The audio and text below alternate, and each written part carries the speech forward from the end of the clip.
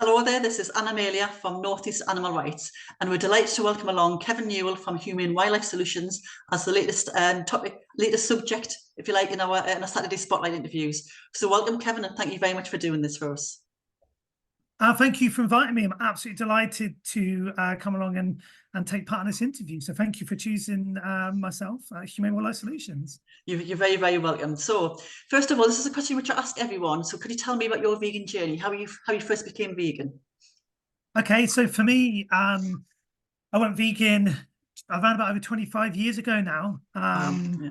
And I used to work at a wildlife rescue centre. So as a teenager, I was very different to my friends. They wanted to go to house parties and meet girls, and I wanted to go out and look for rats or look for lizards or whatever wildlife I could find. And I ended up working at an animal rescue centre, and it was at this centre when I was volunteering on the weekends that these Chinese potbelly pigs came in. They had escaped from an abattoir, so they were about to be slaughtered, and they came to our rescue centre. And we took them in, and it was my job to get these lovely little pigs. There's about 20 odd of them, and get them used to people and be ready, because at the centre the animals got to roam everywhere. So I spent a good part of the summer with these pigs, getting them to trust me, making friends with them. Really, they were beautiful little creatures. And then on the very first day that they got released onto the park, I obviously overseen it because they were my little piggies. And I went to go, once they'd gone and they were all settled down, I went to go to the tea rooms, which was on site. And I went in there and I wanted to order the sausage sandwich, which I normally would order. And I was like, oh my word. Because one of my pigs followed me into the tea rooms. Yeah. Just as I was about to eat my sausage sandwich, and I made a connection. I was eating one of my friends, and I was like, whoa. Yeah. So I made a really big fuss that I was going to go vegetarian. I'm never going to eat meat again because I love my pigs. I spent so much time with them. I knew them really, really well. And then this man overheard me saying about going vegetarian, and he told me about veganism, and never heard of veganism at that time. I was just a young teenager. And so he said about the dairy industry, and I didn't believe him about the byproducts of calves and that. And he said, well, okay, next week, if you're here, I'll take you to a dairy farm. So we went to a dairy farm, and I thought it was going to be going up a nice gravel driveway with happy cows in paddocks either side. And we didn't. We went round the back, and we went through fences where we weren't meant to go. And he took me up to a skip, get these yellow hire skips you can get.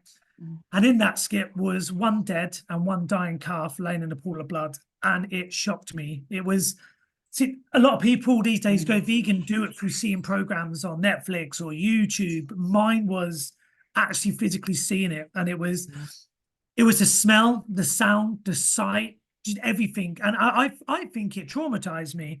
To the point that I was like, I can never ever do that to animals again. And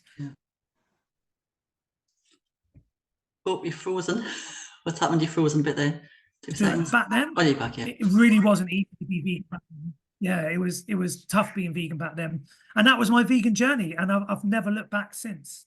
Yeah, that sounds a pretty traumatic way to come to veganism.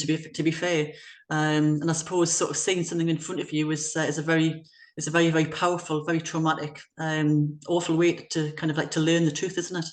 Oh well, yeah, it was every emotion and sense just had an overload at once. It's like, the paradigm in my brain that cows are happy and give us milk because they want to was blown away in an instant, seeing something in front of me. It made me, I'm still getting weird vibes thinking about it now, but it was horrific. And I'm so glad for that experience, because it really propelled me onto all the things I've done from that day going right up to now, and all the animals that I've managed to help along the way. Yeah, you mentioned there briefly about the fact that you weren't the typical teenager going to parties. You were kind of like running around looking after rats and everything. So how did you become aware of a gap in the market for humane wildlife solutions? I know your kind of company does exactly what it says it does. It's not the typical pest control like your renticles and everything, which we see, which we obviously don't like at all. Okay, so weirdly, and I'll go back to those days of being the weird teenager, and you know, if someone calls you weird, I think it's a compliment if it means you're not normal like everyone else. So just for anyone listening to this, if anyone ever calls you weird because you love animals, stick to it because you're doing something right. So as a teenager,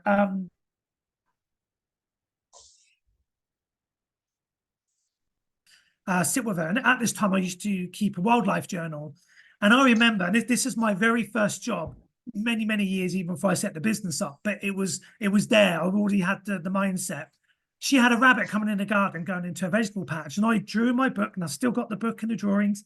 I drew out her garden, I drew the entry point, where they were coming in, how they were getting in. And it wasn't until many years later, after I set the business up, I realized that was my very first ever job that I'd ever done. So it was always within me to look at wildlife like that and think, well, how do we stop it? And we stopped the rabbit getting in, so we just stopped the hole.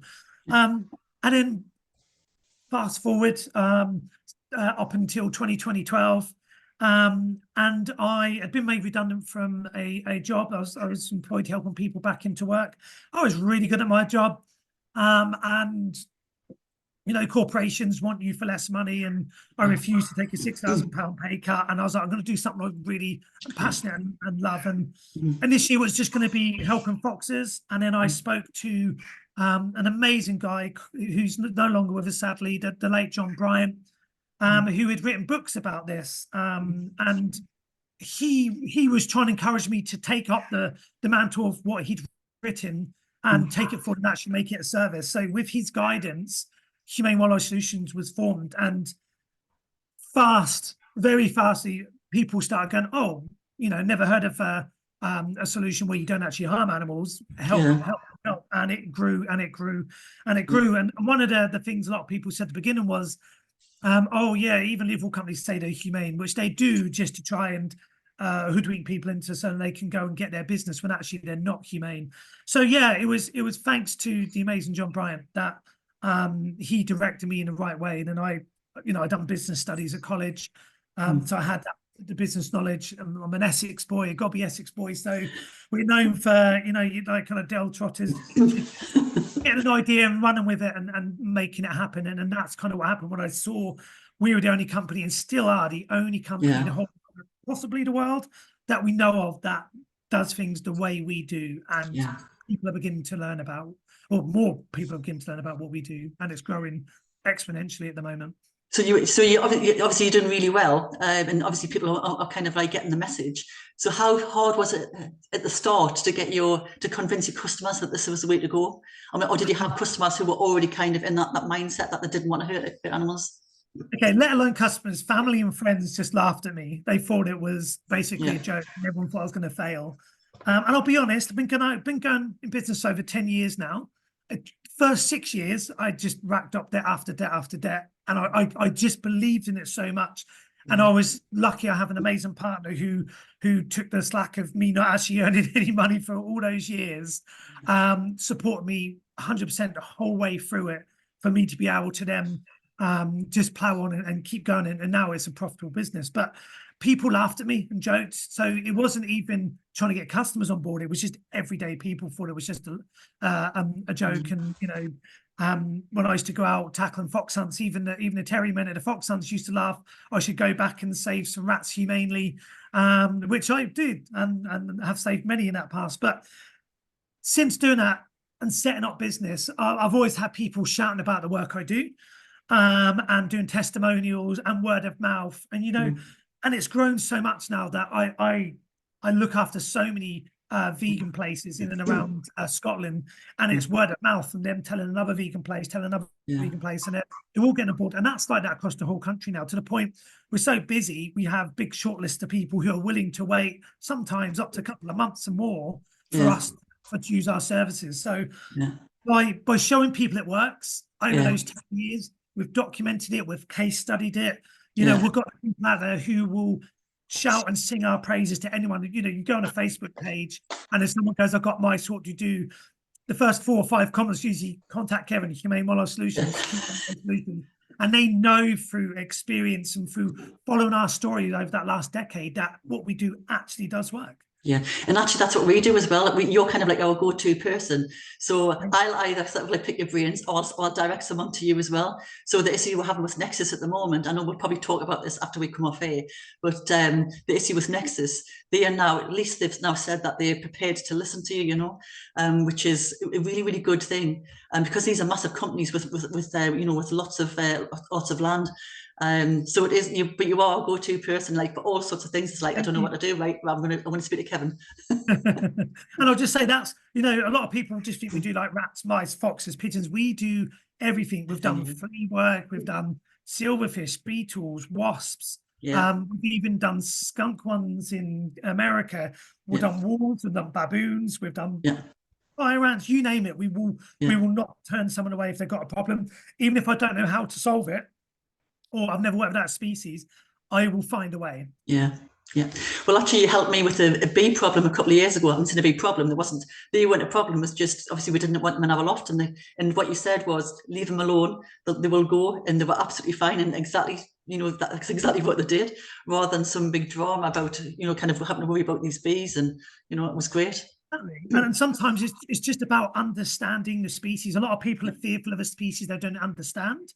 Yeah. And one of my talents, I guess, is explaining to people. And I do myself have a lot of business, but it's Yeah. explaining to people about the psychology and the behavior, and Mhm. if there are any risks, and usually there's none, Yeah. around their conflict they're having with a Yeah. certain wildlife species. And to me, if I can convince someone that to leave that fox or leave that wasp nest or leave the bees, Yeah.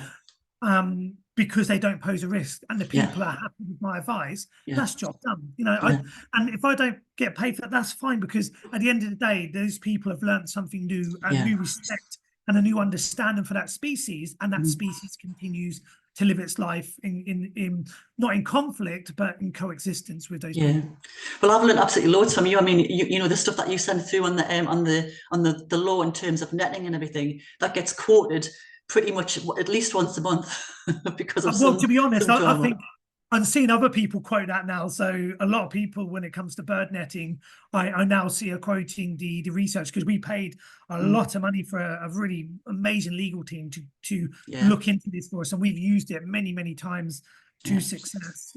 Yeah. So I love that people are using it, because I feel like that money we spent on that legal team is Mm. now empowered other people to go Yeah. out there with the law and go, Mm. look, stop right there. This is the law. If Yeah. you can, you're breaking it. We've got the evidence. Sort Mm. it out. And Yeah. if that keeps filtering through, Yeah. then that's just going to help save animals and help Yeah. animals for Yeah. years and years to come. So that's, you know, a very worthwhile expense that I can Yeah. use the business money to empower other people to protect wildlife as well. So in terms of costs, I mean, this is something which, you know, us vegans, we will pay, you know, we know that we will pay more money if it's going to be, you know, a traditional which will hurt an animal, or a non, or the route which will not hurt animals but be more costly. But how do so somebody who's non-vegan, how do your costs compare with someone like, say, Rent a Kill, or like an old-fashioned killing pest control system? It differs, to be really honest, around Yeah. the country. So if I was to price up a mouse job in Glasgow or Edinburgh, or the northeast, it would differ there like drastically to if I was doing it in the centre of London. Yeah. And that's because people down there are already, you know, pest control companies down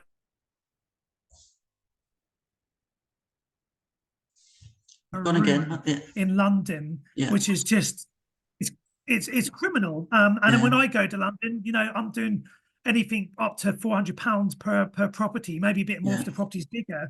Yeah. But you know, if they use the lethal control methods at that rate, they're paying. They don't ever get 2 rooms done at my fees, but we do the whole place. But the Yeah. thing is, that really gets me is that these pest control companies, I believe, are ripping people off, because Yeah. they'll charge £180 a room and go and do a flat and charge sometimes like thousands of pounds for a job that I'll do for 400.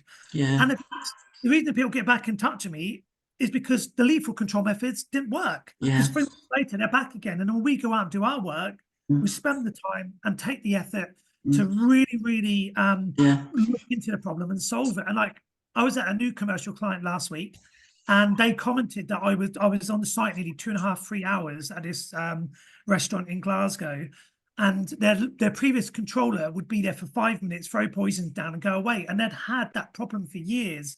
And I've gone in, since being in, they've had no issues. But I was there for so long, they actually made me a meal for free. Because they're like, we feel really bad. You guys here for 5 minutes. You've been here nearly 2.5 hours. Would you like a meal on us? And I was like, well, that'd be absolutely lovely. Thank you so much. But they appreciate the time and effort and amount of detail that I went into when looking into their problem. Because once I've solved it, no mice or rats or any rodents or any other animal is going to die in that premises, because there's no need to do anything because they simply can't get into the business. And it's a proven work, a business model that I've made. And because I'm not just ethical in the way I do business, so if I get clients who can't afford our fees, I'm happy to spread the costs or defer it for a month or two or spread over 2 or 3 months. To me, yes, I need to make a living, and I don't feel bad about that. But at the same time, I'm very conscious when people can't afford our services to reduce the cost or spread it over. So I'm ethically priced, and we get very, very few people not happy with our prices. I mean, very few, maybe 1 or 2 a year who won't pick the services up. So I think we are cheaper on the whole compared to lethal control. Because yours is more proactive. I suppose you ring Rentokil, they come up and sort a problem out, but potentially the problem's going to come straight back. I know you won a big award. I know this was actually, I was going to try and get hold of you around about the time when you won it, but we've both been so busy kind of missing each other. So tell me about the award that you won, because it was a really big one, wasn't it? It was a big deal. I actually don't know which one you're on about. I'm not just doing bragging here. I generally get offered so many awards. Recently, I've won Ethical European Pest Controller of the Year. I won a Global Ethical Pest Controller of the Year. My big one, I guess, was Pest Control Service of the Year for Scotland in 2021, 2022. Yes, that's the one I was, yeah, my prestige awards, and I got a lovely award trophy for that, which was fantastic. But I've even won an award from Peter, which is called a Goodie Award, which is really, really, really good. We won the Most Trusted Pest Controller of the Year award, won Global Vegan Award. We've won the Lux Life Food and Drink Awards.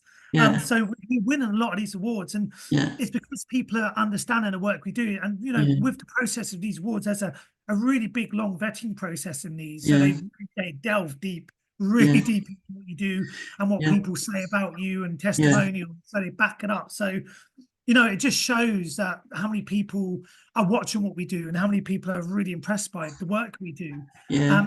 Especially with the big one you were talking about, the Pest Control Service of the Year in Scotland. That was the first time a vegan pest control business had ever won a pest control industry award. And the pest control people were fuming, because that's normally their award. That always goes to them. And talk cat amongst the pigeons. I ruffled a lot of feathers, but it was rightly deserved in my mind, because I do work hard and we do help people. So it's lovely to be recognised for those awards. Well, that was actually the one which caught our eye, because I remember it's saying that it was the first vegan company to get it. And obviously now you're not so much an award winning, you're a multi-award winning, international award winning as well, which is absolutely brilliant. So I've seen you. I mean, you are doing little kind of like little videos now of you sort of following little animals around on little jobs and everything. And I mean, we love rats, we love mice, and we have, we get really upset when people vilify them. So is an animal that you feel gets a particularly bad press? Is it the rats? Is it the mice? Or is it other animals? Well, there's so many. So I'll run through just 3 off the top of my head. So let's take foxes. Everyone seems to think foxes are gonna eat their babies or come in their houses and bite people. It's just not true. There's so many stories that you see in the news where, in fact, there's one I remember we were on the front page, or the third page. No, I think it was front page actually, of the Daily Record going a few years back, where they're claiming a baby had been bitten by a fox and it pulled it out the cot.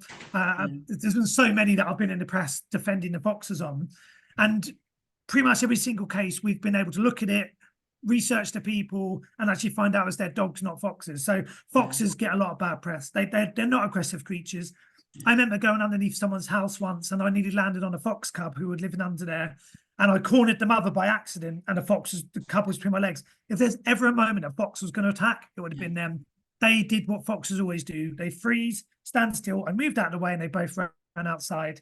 Yeah. And then you look at squirrels, for example. So grey squirrels in particular Yeah. are vilified beyond belief. A lot of people, like, it's really sad because you get a lot of wildlife charities saying that greys are killing off the reds, and it's not actually true. There was a period of 40 years where red and greys lived together, and they had the pox, and it didn't really affect them. Now, the biggest, especially in Scotland, the biggest single moment where red squirrels have been persecuted was by people.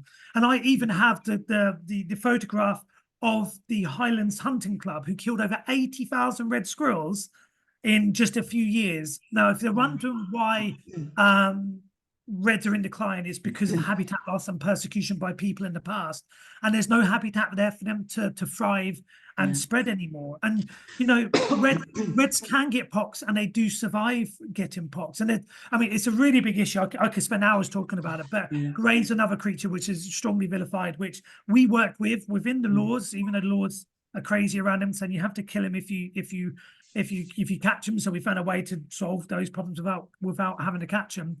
And then finally, yes, the good old rat. Now, rats, to me, they're my hardest client I have to deal with. They're so intelligent. And now they're such social, intelligent, kind, caring creatures. And they're really hygienic. And that's one of the things about rats people don't understand, is how hygienic rats are. If I go to a mouse or rat job, I guarantee the mouse job is going to be a messy affair.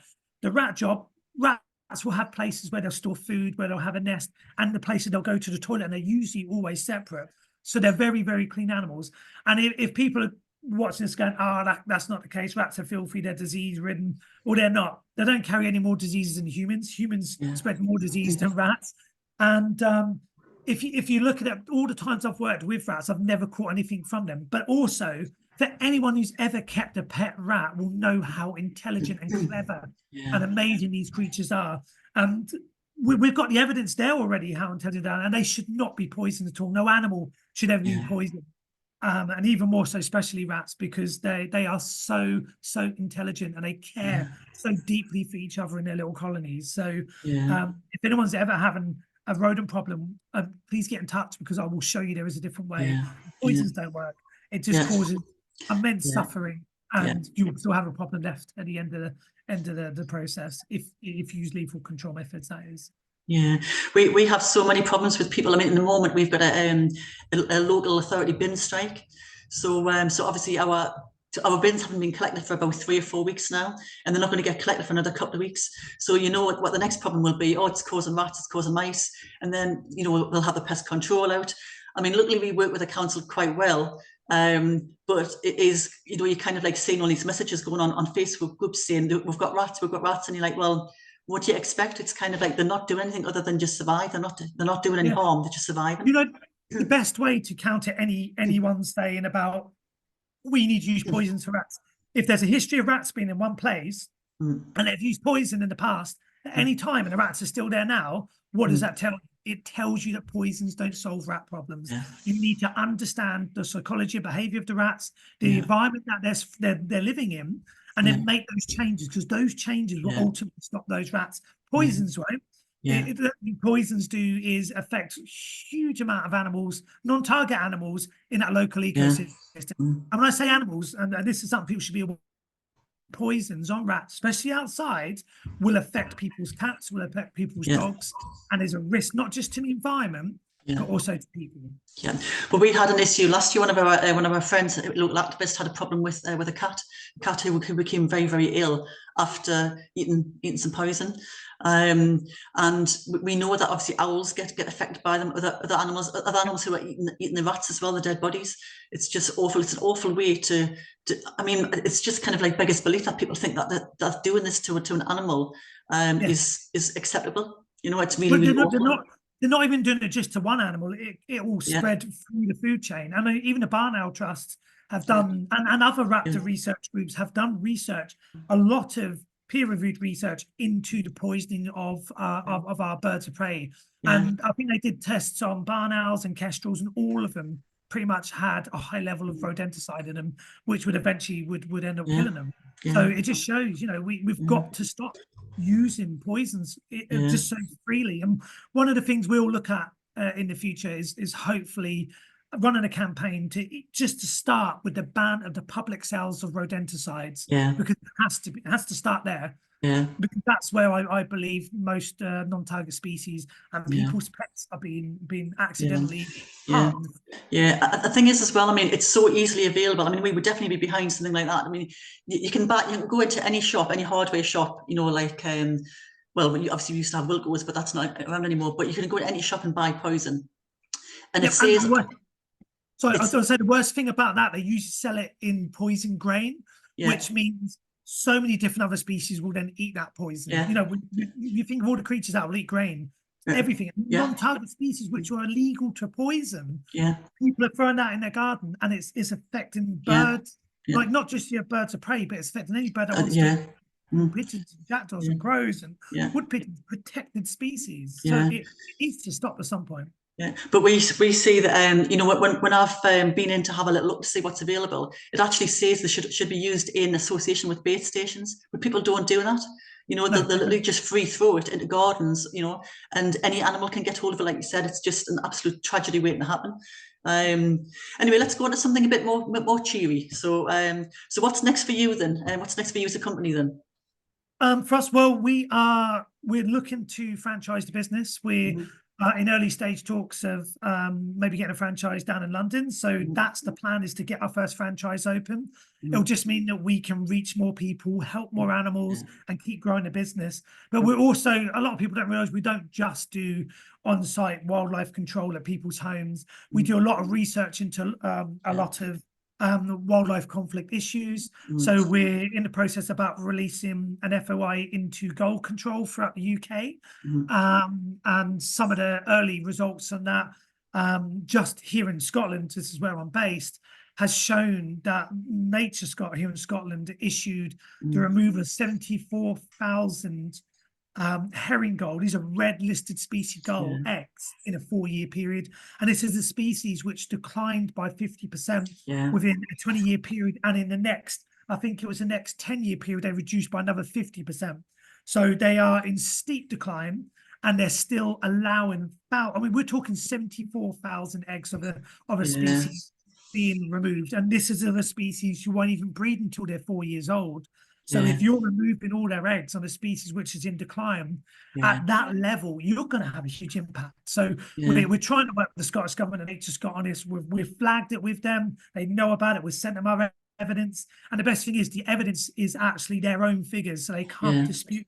We've just put those figures in a way that we're going, look, here's your numbers. This cannot continue. You yeah, have to stop this now, because yeah, you're not doing your job properly. So we hope that Nature Scott and the Scottish Government take notice. Can we do work with the Scottish Government on quite a lot of big issues. So yeah, we do have, we're on their radar. We have worked with them yeah, on multiple animal related yeah, legislation over the yeah, past. They know what we do, but this time, you know, Nature Scott have been left to their own devices, and they're failing. And it's a mhm, shame, because I work with them very closely, but they are failing the goals of Scotland. yeah, And so we are going to keep pushing that. And we do lots of yeah, other research as well, that's going on in the background, and just trying to lobby for change, for more protection for our wildlife is other yeah, things that we'll do. So there's lots going on.